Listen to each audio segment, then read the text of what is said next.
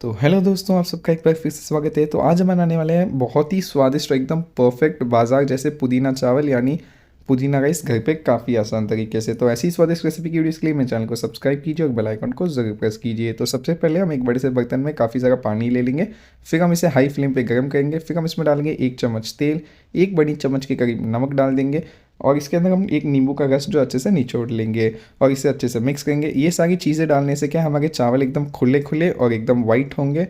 इससे बाद हम इसे चलाने के बाद हम इसके अंदर 1 कप के करीब बासमती चावल डालेंगे। आप चाहो तो नॉर्मल चावल भी डाल सकते हो। चावल को अच्छे से धो के डालिएगा और इसे अच्छे से मिक्स करते हुए हाई फ्लेम के ऊपर पकाएंगे चलाते हुए, जब तक कि हमारे चावल जो है 90% तक अच्छे से कुक नहीं हो जाते।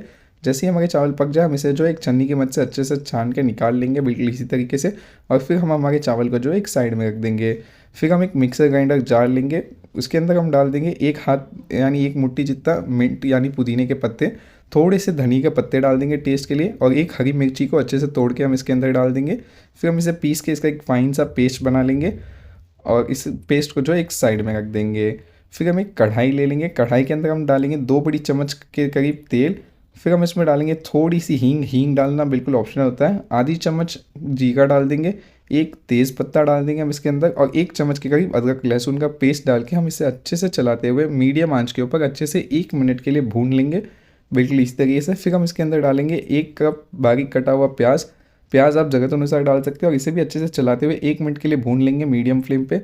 फिर हम इसके अंदर आधी कप के करीब बारीक कटी हुई गाजर, आधी कप बारीक कटी हुई बीन्स, आधी कप के करीब बारीक कटी हुई हरी शिमला मिर्ची और थोड़े से मटर डाल देंगे ज़रूरत अनुसार। और फिर हम इन सारी सब्जियों को भी जो है अच्छे से चलाते हुए 4 से 5 मिनट के लिए अच्छे से जो है भून लेंगे मीडियम आंच के ऊपर बिल्कुल इसी तरीके से। फिर हम इसके अंदर डाल देंगे हमारा पुदीने का पेस्ट जो हमने बना के तैयार किया है वो, स्वाद अनुसार नमक डाल देंगे और 1/4 छोटी चम्मच के करीब गरम मसाला डालेंगे। और फिर हम इन सारी चीज़ों को अच्छे से मिक्स करेंगे। अगर आपको लगे कि आपका मिक्सचर गाढ़ा हो गया तो आप इसके अंदर थोड़ा सा पानी भी डाल सकते हो ज़रूरत अनुसार और इसे अच्छे से चलाते हुए हम 3 से 4 मिनट के लिए मीडियम फ्लेम के ऊपर पकाएंगे। फिर हम हमारे पकाए हुए चावल जो है वो इसके अंदर डाल देंगे ज़रूरत अनुसार और इसे जो है अच्छे से एक स्पैचुला या चम्मच की मदद से अच्छे से मिक्स कर लेंगे चावल के साथ। और हम इसे धीमी आंच या मीडियम आंच के ऊपर लगभग 2 से 3 मिनट के लिए पकाएंगे, उससे ज़्यादा हम इसे बिल्कुल भी नहीं पकाएंगे।